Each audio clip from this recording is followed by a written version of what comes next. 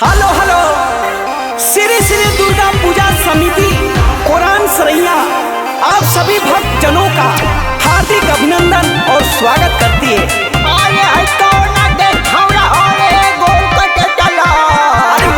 अपना लाइन में चलो ना, तू देखता रहे यही तेरी अपना भीड़ बा।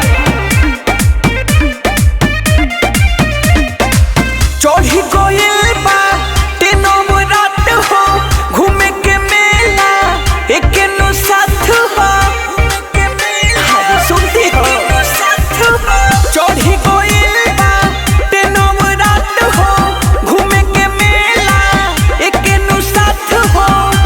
खियाई है अकेला में सदैया के मेला में खियावा ना अकेला में सदैया के मेला में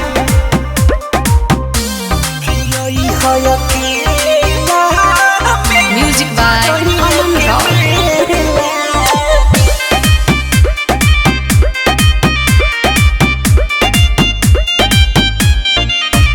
देखे में लगेला गजब नजारा,